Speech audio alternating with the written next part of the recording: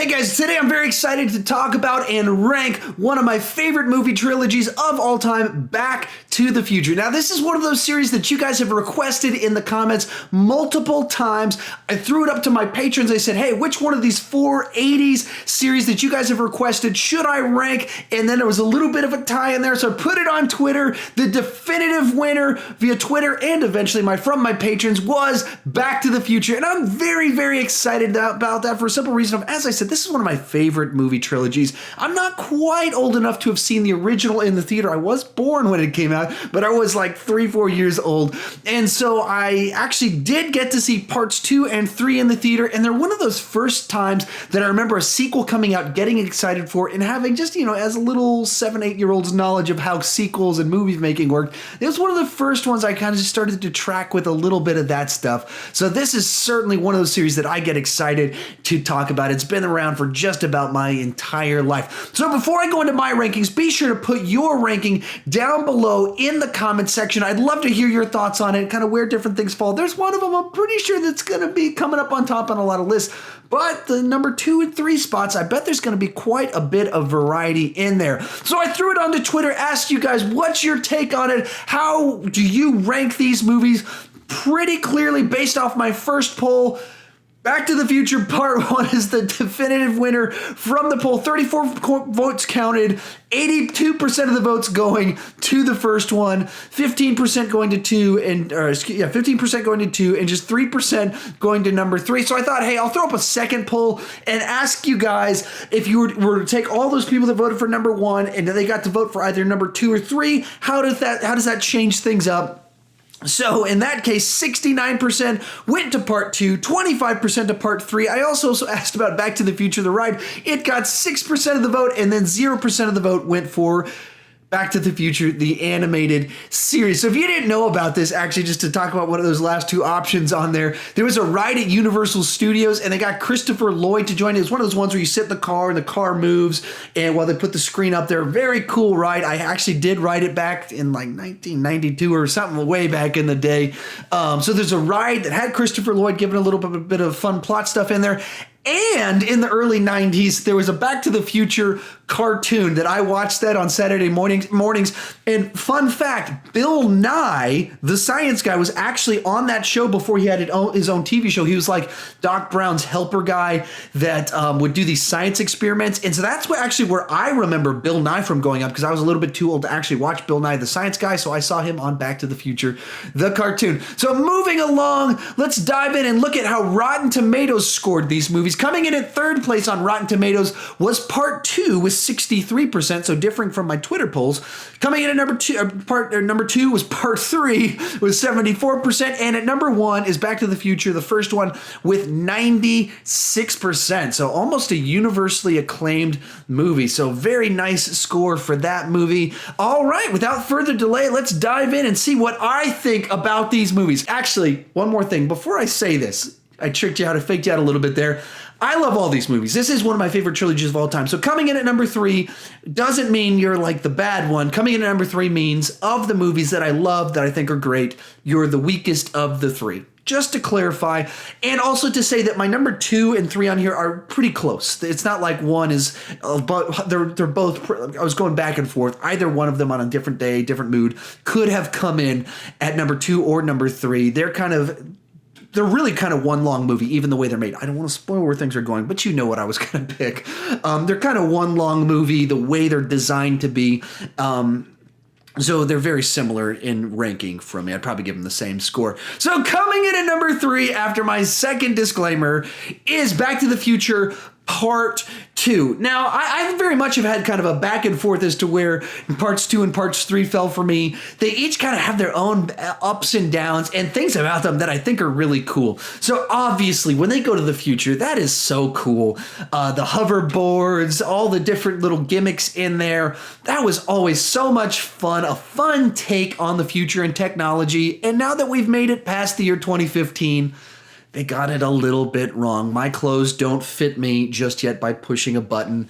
And I haven't gotten we have hoverboards, but they're not actual hoverboards. Those are the wheel things that you balance on. So they cheated us a little bit. But so naturally, that's so cool about it. And then I love the part where they're kind of retelling the Back to the Future from a different perspective and in different places. Thought that was so cool. And even kind of the different timelines, I thought it's an interesting idea of where do you go with Back to the Future if you can change things up. If you're going to continue that story, what do you do with it? Go into the future, that's cool.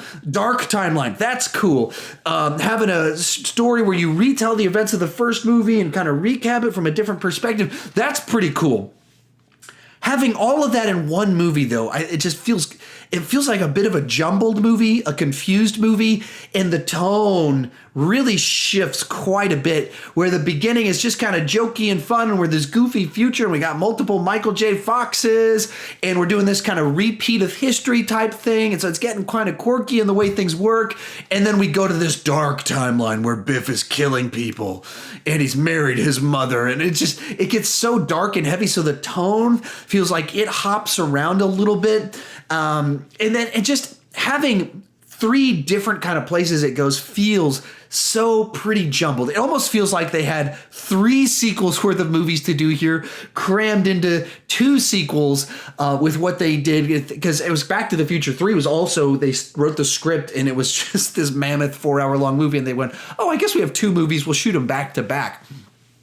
So that's why Back to the Future comes in where it does. But really, there's a lot of things that I really think, like the cleverness of it, and many of the elements here I'm very fond of. Now, I was going to negatives. This one ties also into Back to the Future 3. One of the things that I wasn't crazy about with what they decided to do in these ones is they really put the character arc for Marty on the nose. I mean, it's so on the nose. You need to learn to control your temper. That accident that happens a few years from now, it's going to... when they start doing that stuff, it's so on the nose what they're trying to do, where they're stating his character arc in front of you, and then as you move into the next movie on my list, they actively talk about temper and losing it, and it's just so overt that I don't think that's handled the best way it could possibly be done. And one of the things they actively decided to do was to have this motif of how history repeats itself. So you have the different chase at different ones with different Biffs, and where they do some of that stuff. And I just don't know that was necessarily the way they did it. Just felt so overt, and it was almost as if they knew, hey, sequels have a tendency to repeat themselves, so why don't we just work that into the storyline? And it doesn't fully work for me. Still, I mean, I would give this one like an 8 out of 10, a very solid movie. I really enjoy it. But it's a little bit jumbled on the tone, a little bit cluttered with a few too many stories in there that just kind of does a few too many things. Likewise, a little bit too on the nose with the character development. So that's why it comes in where it does. Now, before we move on to our next movie on the list, I want to talk real quick about the #1 way that you can support my channel, and that's supporting me financially on Patreon. Basically, it's a community, private, exclusive club for people that donate to my channel, give extra money to it. I put exclusive videos on there. So like I mentioned, I put a poll up and asked what movies people wanted to rank, and you guys, they selected Back to the Future, but I put the runner up. I did like a demo version of a ranking of that exclusively just for my patrons. I'm actually working on some training videos on YouTube and how I do things and answering their questions. I got like a 5-part or 6-part video series I just filmed over this weekend exclusively for my patrons over there. So I'm trying to do things to like help them out and have a cool little private community over there for people that want to go that extra mile and go help my channel out. And so I want to pour back into them in unique ways, answer their questions, give them exclusive content. That's what Patreon is. If you like my channel, want to help me go to that next level, want some cool exclusive content and access to me and influence on where my channel goes in the future, please consider supporting me out over on Patreon. It really does help out my channel. I do appreciate it. And I'm trying to work to put some pretty cool stuff over there. With that said, let's move on to #2 on my list, and that is Back to the Future Part 3. Like I said, this one really in my mind is tied with the other one, but if I had to pick which one I think is the stronger film, it is Back to the Future 3, and I think it gives itself, it's because it's set all entirely in the West, or besides the very beginning and the end, because of that, it's able to kind of find its footing and its tone a little bit better than the previous film. It doesn't feel so jumpy all over the place, locks in a little bit more, and I think that's kind of why this one feels a little bit stronger to me. Likewise, the lead in this one, or the character that has the story arc, is Doc Brown, with this love story and sort of things, and I think that adds a little extra interesting element to it that makes the movie kind of stand out as a distinctive in the trilogy in that regard, and it's this kind of turn of a role for him where he plays the central role, has the love interest, has the character arc, makes a sacrifice in the end. And all of that, I think, I really enjoyed that aspect of the movie. Likewise, just being set in the Old West, that's fun. There's just a bunch of things you can do that with, playing off the Clint Eastwood stuff and A Fistful of Dollars, whether that's, seeing Biff as kind of this stereotypical Old West villain, which kind of plays into Biff and kind of or like Mad Dog Tannon, I guess, as he is here, but plays into who a relative of his would be. There's just a lot of fun things they kind of did with that. Now, there's some stupid things they did in this movie where they tried to do, like, he meets his great-great-grandparents, and his great-great-grandparents look like him and his mother. They didn't stop to think through the ancestral stupidity of that line of screenwriting and what they did there. But overall, it's just a lot of fun to be had in it. Having Mary Steinbart, or however you pronounce her name, that's the movie I always remember her from. She was in that one, so I remembered her from her childhood, from Back to the Future 3, and I don't remember seeing her in too much of anything until about 10 years ago, and she shows up in Step Brothers, and now she's in all kinds of stuff all the time, and a lot of fun. And so there's just as the movie I remember her from, though. So all in all, a solid end to the series, caps some things off, adds kind of a message to it, ends things in a really nice little fun spot. I like the Old West. I like Clint Eastwood. So those elements all tie together really nicely. But like I mentioned on the previous one, the character development here is really on the nose, where you're having these overt statements where his grandfather's sitting him down and being like, you got to learn your temper. Why do you care what these other guys say? Why do you care if they call you yellow or whatever that accent is? I don't do accents, so I don't know why I did that. But, it's so overt in what they're trying to teach in it that that's, even as a kid, I remember that being a little bit like, well, that's a bit much. As a little dumb 8-year-old thinking things like that, that's not a good sign. But overall, very solid film. Once again, this would be like an 8 out of 10. Maybe because it has to be above part 2, I'd give it like an 8.5 out of 10. But before we go into my number 1 pick, I bet you can guess what it is. I want to talk to you about how I go to the movies. And the way I go to the movies is using a service called MoviePass. It costs $9.99 per month. And for that, you can go see one movie every single day of the month. So besides February, you can see 30 or 31 movies every single month using MoviePass for only $9.99. That's an insane deal if you like going to the movies. Now, there's a little bit of a catch in there. You got to use their app. You can't go to 3D movies. So there's a couple little things with it, but it's an incredible deal. It's well worth it for the cost. If you're interested in signing up for it, please use the link down below. It does help out my channel. Send me some money so I can get some cool new equipment like these lights, so now I don't look like a ripe tomato like I used to look with my old lights. So please consider signing up for MoviePass. It is the way I go to the movies. I do recommend it, but it also does help out my channel, so please consider using that link down below. Now let's get to our number 1 pick. And coming in at number 1 is, of course, Back to the Future. Now, this for me is easily, I'll just cut to the chase. This is a 10 out of 10 kind of movie for me. It's so fun. It's so enjoyable. But the most important thing here is that the script, it's a brilliant concept, well executed. It's a premise that just lends itself to a fun movie. The concept of what if a high schooler got to go back in time and see their parents back when they were in high school. That concept just works. It's a fun concept, and just kind of lightning in a bottle happened where they got a great director like Robert Zemeckis, a great composer in Alan Silvestri, and then just those star career-making performances out of Lea Thompson, Michael J. Fox, and Christopher Lloyd. Just so brilliant, definitive, iconic. So much so that so many people say you can't remake this movie because how could you possibly do that given how perfectly this movie just came together and crafts such a beautiful film that's perfectly cast with an amazing score at just the right time to make it a perfect movie. And I would almost agree with all that, except I believe that the premise of the movie is transferable. You wouldn't take this script, you don't have to do Doc Brown Marty, but the premise of it, I think you could remake it. A lot of people disagree with me on that one, but I really think it lends itself nicely. Now, I didn't really mention Crispin Glover there because he didn't really get a career out of this, but his performance in this movie is just astounding.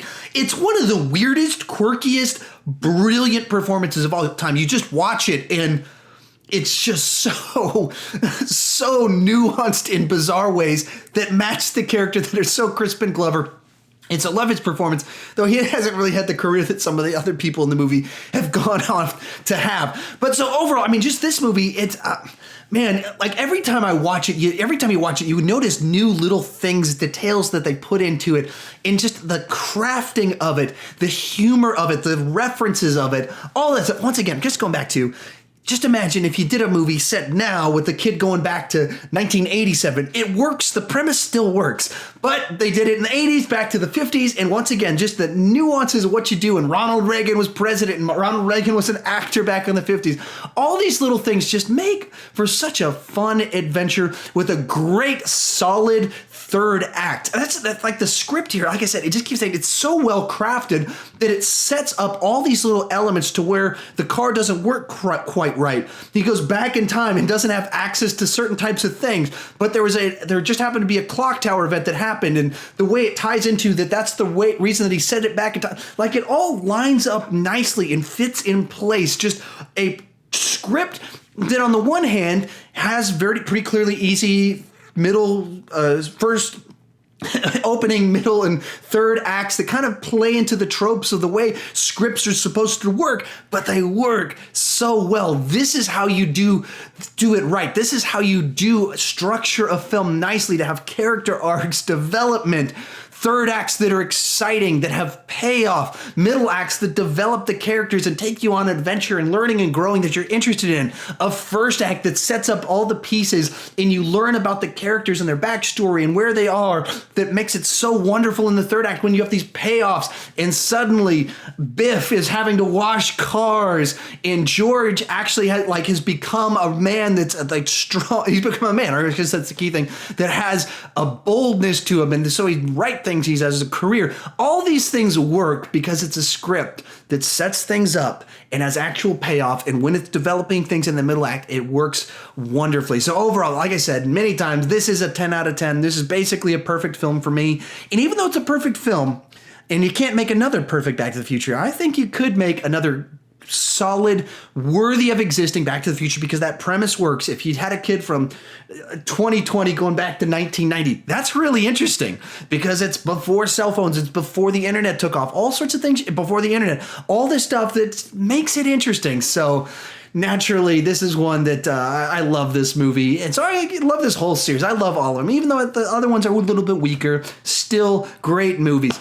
Anyway, that's my take on it. How about you? How do you rank the movies, and how crazy do you think I am that I think that they actually should remake Back to the Future? Tell me down below in the comment section. I'd love to hear your thoughts on it. Also, if you're new to my channel, please consider clicking that subscribe button. I do movie reviews, ranking videos, hey, like the one you're watching right now. But I don't want to just talk about movies. I want to talk about movies with you. So join me down in the comment section. Let's get a lively discussion about Back to the Future and this proposed remake that I keep talking about.